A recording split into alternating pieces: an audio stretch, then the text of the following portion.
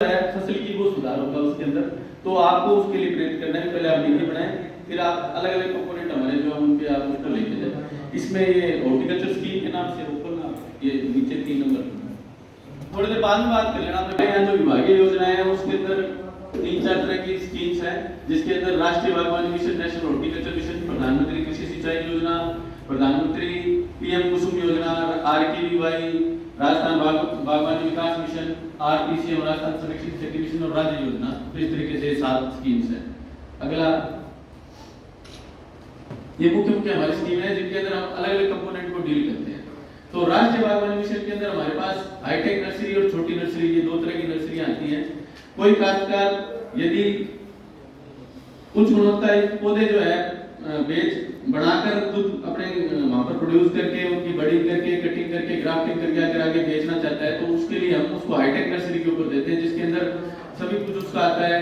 वो उसके वृक्ष ब्लॉक आते हैं, कीटरोधी, उसके अंदर high tech green house, shade net house और ये सारी उसको सुविधाएं होती है। तो उसमें हम इसकी जो अनुदान है लागत अपन को 25 लाख प्रति हेक्टेयर मानते हैं और उसका 40% या अधिकतम 10 लाख रुपए उसको credit linked bank added subsidy दी जाती है। तो इसका मतलब है कि वो बैंक से अपनी जो है फाइल तैयार करवाता है और जो सब्सिडी है वो बैंक अकाउंट के अंदर जाती है। तो फार्मर का एक बार कुछ नहीं होता, उसको लोन मिलता है उसके ऊपर। इस तरीके से 10 लाख रुपए से उसको लोन मिल सकता है 25 लाख रुपए के प्रोजेक्ट पे। तो 25,000 पौधे प्रति हेक्टेयर प्रति वर्ष वो बना सकता है, जिसके अंदर उसको उसकी लागत हमने 15 लाख रुपए मानी है और उसमें हम अधिकतम 7.5 लाख रुपए credit linked bank added subsidy देते हैं और 1 हेक्टेयर तक कोई भी जो काश्तकार है वो अनुदान प्राप्त कर सकता है। अगली स्लाइड, नींबू मौसमी माल्टा और नींबू का चयन किया गया है हमारे क्षेत्र के लिए। और इसमें जो पौधे हैं पिछले गत वर्षों के अंदर दी गई है, पिछले सालों तक जो 20,000 रुपए प्रति हेक्टेयर की सब्सिडी थी, जिसको अब 30,000 रुपए कर दिए आगे में। और जो ड्रिप की सब्सिडी है, ड्रिप हर एक किसी जो बाग है उनमें लगाने के लिए जरूरी है। भाई साहब प्लीज 30,000 रुपए जो सब्सिडी कर दी गई है, पहले 20,000 रुपए थी, जिसको अब 30,000 रुपए कर दिया गया है पर हेक्टेयर किलो के अंदर। हाँ जी, प्रति हेक्टेयर जो है 4 बीघों पे 30,000 रुपए सब्सिडी है। और ड्रिप की सब्सिडी है वो अलग है। यदि कोई और काश्तकार जो है पौधे जो यहाँ पर हमारी विभाग की राज नर्सरी है उससे ले सकता है, उसके पौधे बहुत अच्छे हैं। कोई काश्तकार यदि आपसे पौधे लाने के लिए किन्नू के बारे में राय ले या मौसमी माल्टा के बारे में राय ले और वो ये सोचे कि वो यहाँ सब्बावाड़ी से या पंजाब से उन पौधों को लेके आए जो 2.5-3 साल के होते हैं, उनको ला के लगा देगा वो। वहाँ पर उनको ये भी कहा जाता है कि अगले साल तो इसमें फ्रूट आने लग जाएगा, आप ये पौधे लेके जाएं। तो ऐसे पौधों के लिए बिल्कुल सजेस्ट ना करें उनको, क्योंकि जैसे अगर कोई बड़ा बच्चा है उसको अगर कोई गोद लेता है और वो उस घर में जाके रहने लगते हैं, कोई जानवर है, कोई बड़ा बच्चा है, जैसे जानवर है छोटा सा, अगर कोई कुत्ता पला हुआ कुत्ता किसी घर का आप लाके घर में पाल लो, कितने दिन आपके घर में रहता है, वो मन ही नहीं लगाएगा वहाँ पे। वैसी बात है, यदि आप कोई बड़ा पौधा अपने खेत के अंदर लेके जाके लगाएंगे तो उसका मन ही नहीं लगेगा वहाँ पे, वो एक्लेमेटाइज नहीं कर पाएगा। तो अगर 100 पौधे उसने लगाए उसमें से 30, 35, 40 पौधे तो उसके वैसे ही खराब हो जाएंगे, तो ये उसको नुकसान हो जाएगा। और फिर उसके बाद में जो उस पर फ्रूट आएगा, क्योंकि वो बहुत बड़े पौधे होते हैं, पूरे खट्टी के ऊपर फ्रूट आने लगे थे, उसमें ऑफ शूट चल पड़ता है बहुत ज्यादा। तो वो उन फ्रूट्स का ना तो कोई इकोनॉमिक वैल्यू होता है ना उनका कोई न्यूट्रिशन वैल्यू होता है, वो फ्रूट जो है क्वालिटी से बड़े पुअर होते हैं। तो इसलिए कोई काश्तकार यदि पौधे लाने के लिए आपसे राय मांगता है तो उसको ये कहें कि आप पौधे छोटी उम्र के लेके आए, लगभग साल से लेके 1.25 साल 1.5 साल तक का पौधा लेके आए और क्वालिटी वाला पौधा लेके आए जो अच्छे जिसपे बड़ी की हुई हो। तो ऐसे पौधे हमारे यहाँ पे राज नर्सरी के अंदर उपलब्ध हैं, जो सही उम्र के हैं, छोटे पौधे हैं, बड़े पौधे नहीं है। अगर इस तरीके से काश्तकार शुरुआत में चलता है तो उसको फायदा होता है। यदि कोई काश्तकार बाहर से ले आया तो वो फिर एक एग्जांपल सेट कर देता है कि ना ये तो फायदा उसको तो है ही कोई, मैं लाके लगाया तो यही खराब हो जाएगा प्लांट है। तो लेकिन उससे अगर जब आप उसकी गहराई में जाकर उससे पूछेंगे कि उसके वो नुकसान के क्या कारण रहे, तो उसकी कारण में एक मुख्य कारण ये भी आता है उसका जो चयन है पौधे का करने का, खेत के अंदर उसको खड्डे खोद के उसको लगाने का, तो ये फैक्टर काम करते हैं जिसकी वजह से कोई बाग या कोई भी स्कीम या कोई भी हम नया काम करते हैं तो वो कामयाब हो पाता है या नहीं पाता, इसके पीछे ये रीजन रहते हैं। तो उनको आप इस चीज के लिए प्रेरित करें। पीछे वाला स्लाइड, तो 4 हेक्टेयर और न्यूनतम 0.4 हेक्टेयर मतलब 1.5 बीघा तक 1 एकड़ तक ले सकता है न्यूनतम, और अधिकतम 4 हेक्टेयर बगीचों की स्थापना में ड्रिप सेंटर लगाना अनिवार्य है। और इसके अंदर ड्रिप की जो सब्सिडी है वो अलग है। और ये जो 20%, इस तरीके से 3 किस्तों में 3 साल के अंदर ये सब्सिडी दी ये अलग अलग पौधों के बारे में बताया गया है कि हमारे यहाँ पर कितना क्षेत्रफल है, ड्रिप के अंतर्गत कितना क्षेत्रफल है, फलों के ऊपर कितना है और वाणिज्य उत्पादन हमारे यहाँ कितना होता है। तो आप देखेंगे इसमें सबसे ज्यादा मैक्सिमम जो उत्पादन हमारे यहाँ पे किन्नू का होता है और अब हमारे इस क्षेत्र में खजूर भी लगने लगे हैं। अगला ये फूलों के लिए जो नए बगीचों की स्थापना होती है उसके ऊपर सब्सिडी का हमारे यहाँ पे है। देसी गुलाब, गेंदा या गुलदावरी के ऊपर इसकी लागत हम 40,000 रुपये प्रति हेक्टेयर मानते हैं और छोटे और लघु सीमांत जो काश्तकार है उनको 16,000 रुपये प्रति हेक्टेयर 40% और जो अन्य काश्तकार है उनको 25% या 10,000 रुपये प्रति हेक्टेयर की सब्सिडी का प्रावधान है।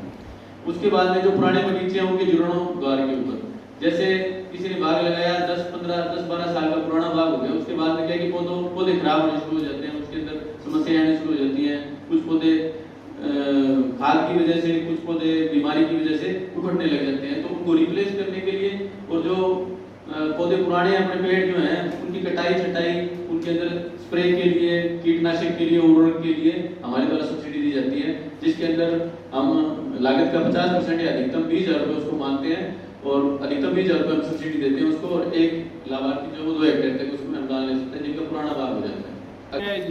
हाँ जी, गुलदावरी ये मिलता है अपने होता ही है गुलदावरी क्राइसैंथेमम। हाँ होता है, क्योंकि फूल आपने देखे नहीं बाजार में उगाते हैं अपने यहाँ लग जाता है, फूल आता है सर्दियों के अंदर होता है इसका पूरा का पूरा।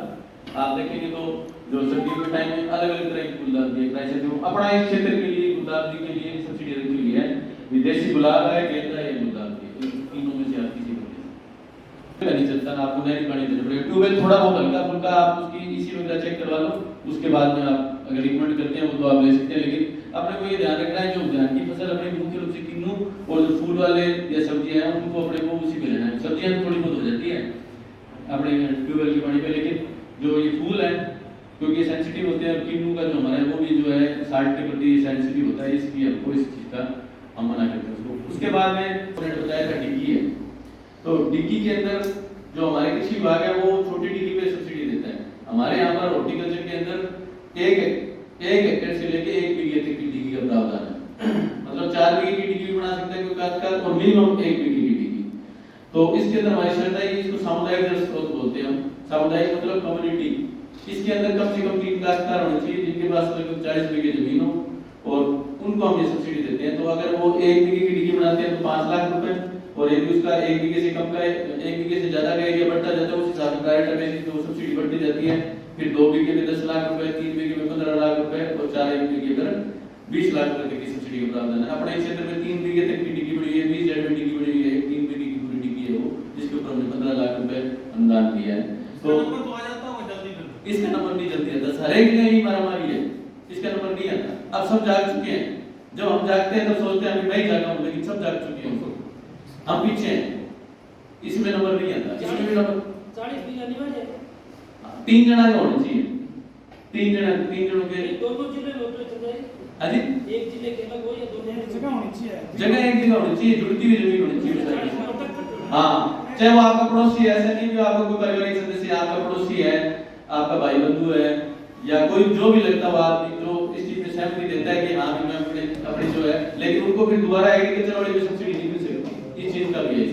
तो वो पानी को जो तीनों के काश्तकार मिलकर उसको यूज करेंगे। और इसके अंदर जैसा मैं आपको बता दिया, प्लास्टिक की डिग्गी और पक्की डिग्गी दोनों डिग्गियां बना सकता है, दोनों पर 1 रुपए की सब्सिडी है और पति पत्नी को एक चीज में यूनिट माना जाता है। तो ये भी बड़ी इंपॉर्टेंट हमारी एक स्कीम है। इसके अंदर भी बड़ी लंबी लाइन है, लेकिन जिनका नंबर आ जाता है तो वो फायदे में रहते हैं, वो लोग बड़ा इसका फायदा। ये लॉटरी सिस्टम का सवाल है, ये कैसे निकलता है? किसका? लॉटरी का डिग्गी। लॉटरी का सिस्टम सारा का सारा रैंडमाइजेशन है। जब सारी फाइलें पूरे साल की, जैसे अभी अप्रैल निकल गया, अप्रैल तक अब जितनी फाइलें पीछे बची है वो पीछे रहेगी, जिनके नंबर आए तो उन लोगों ने ले ली, वो वहां से हट गए सारे के सारे। फिर उसके बाद में जयपुर लेवल से ही सारी उनको जिस भी स्कीम की वो लॉटरी निकालते हैं तो उसमें वो रैंडमाइजेशन कंप्यूटराइज्ड होता है सारा का सारा। बटन दबाया, बटन दबाते ही सारे के सारे ऊपर नीचे होके, जैसे हम लॉटरी डिब्बे में से निकालते हैं वैसे कंप्यूटर जो है जितना उसका टारगेट होता है उससे 1.5 गुना फाइलें ला के नाम वाले के सामने छोड़ देता है। वो 23 साल की डिग्री अभी किसी ने गिर गई है तो वो भी आ सकती है, पुरानी किसी की डिग्री थी वो भी आ सकती है। तो ये लॉटरी का मतलब आपका जिसकी किस्मत में होता है उसका नंबर आता है। तो कंप्यूटर रैंडमाइजेशन करता है, इसमें किसी तरह का मैन्युअली कुछ नहीं है। पर्ची के अंदर तो हम फिर भी निशानदेही कर सकते हैं, यार बा पर्ची काट ली, देख लिया, उसको निकाल लिया, ऐसा नहीं। जिस तरीके से यहाँ पे चुनाव के अंदर जो वीवीपैट मशीनें हैं, अपनी इलेक्ट्रॉनिक वोटिंग मशीन है, उनका जो रैंडमाइजेशन होता है कि किस बूथ में कौन सी मशीन जाएगी अंत समय तक पता नहीं होता। वैसे किस आदमी का नंबर आएगा इसके अंदर उसका किसी को नहीं पता होता, सारा कंप्यूटर। अगली स्टेप बनती है अपने पूरी बीघे की 1.5, 2, 3 बीघे 4 बीघे तक की बीघे। अगली अब एक जो महत्वपूर्ण और हमारी स्कीम है ग्रीन हाउस और शेड नेट हाउस। ये बहुत ही एडवांस काश्तकार यदि कोई होता है जो वास्तव में चाहता है कि मैं बहुत अलग तरीके से खेती करूं और मेरी कोई पहचान हो इस क्षेत्र के अंदर, मेरे समाज के अंदर, तो ऐसे कृषकों के लिए ये स्कीम है, बहुत हटके स्कीम है, अलग स्कीम है। ये एक तरीके से प्रकृति के विरुद्ध जाकर काम करने वाली स्कीम है जिसके अंदर बड़ा रिस्क भी रहता है, क्योंकि आप संरक्षित खेती कर रहे हैं, इसमें आप बेमौसमी सब्जियों की, फूलों की खेती करेंगे इसके अंदर। तो अब गर्मी चल रही है तो इसके अंदर आप सर्दी की, और आपने पिछले 3, 4, 5, 10 सालों से देखा होगा अब सब्जियों के ऊपर कोई मौसम का निरा नहीं, तो कभी ऐसा होता था यार उस चीज का तो मौसम ही नहीं है, वो मिलेगी या नहीं मिलेगी। लेकिन आप कोई भी सब्जी उठा लो, ऐसी कोई सब्जी नहीं है जो पूरे साल ना मिलती हो। गर्मियों के अंदर आपको सर्दियों वाली सब्जियां मिलेगी और सर्दियों के अंदर आपको गर्मियों वाली सब्जियां मिलेगी। सभी सब्जियां आपको हर समय बाजार के अंदर मिलेंगी। हाँ, ये जरूर है उसका रेट ज्यादा होगा निश्चित रूप से, क्योंकि उसके ऊपर खर्चा ज्यादा आ रहा है, उसका संरक्षित खेती के अंदर उनको किया जा रहा है। तो ये सारी की सारी सब्जियां जो हमको पूरे साल में मिलती है ये संरक्षित खेती की देन है। ये हम बेमौसमी खेती, बेमौसमी सब्जियां, बेमौसमी फसलें हम ले सकते हैं। इसके अंदर मुख्य रूप से जो सब्जियां जो ली जाती है शिमला मिर्च, टमाटर, गोभी, खीरा।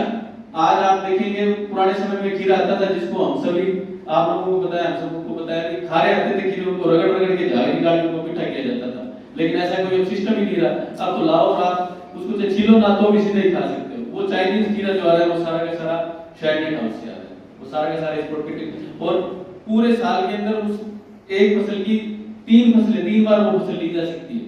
यदि आप शेड नेट हाउस में लेते हैं तो उसके अंदर लगभग आप 3 महीने की एक फसल को मान लो 3, 3.5 महीने की और 15-20 उस चीज को तैयार करने के, मतलब आप अगर आपकी फसल आ गई है उसके बाद में आपको उसके अंदर इंटर कल्टीवेशन करना है, उसमें खाद डालनी है, उसका स्टरलाइजेशन करना है, तो वो प्रोसेस होता है। तो एक साल के अंदर आप 3 फसलें ले सकते हैं।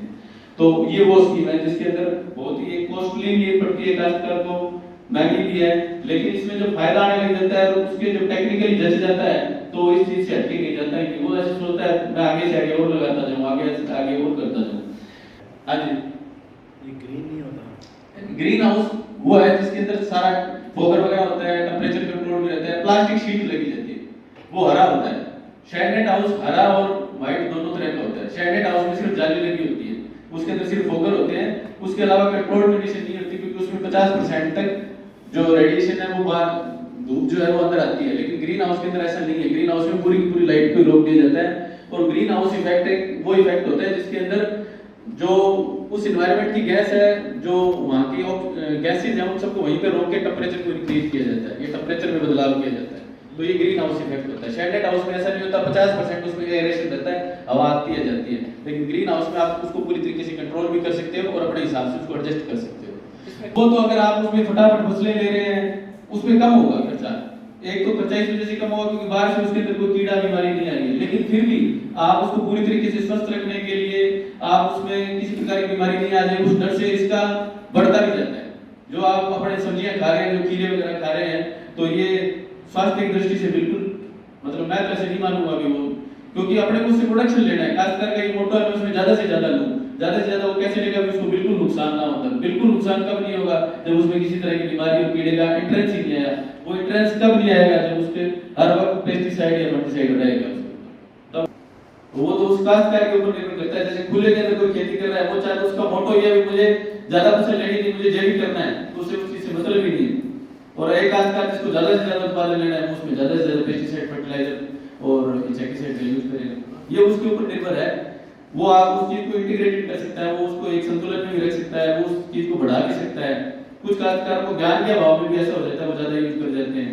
तो इस तरीके बिल्कुल पूरी तरीके से टेक्निकली पूरी जानकारी लेके, इसके लाभ फायदे वो सारे लेके, खुद की आर्थिक दृष्टि से देखे, खुद के घर के लिए उपयोग करेगा, वो नहीं करेगा उसमें यूज। और यदि उसको घर में उपयोग नहीं करना है, बाहर भेजना, तो उस तरीके से करेगा उसको।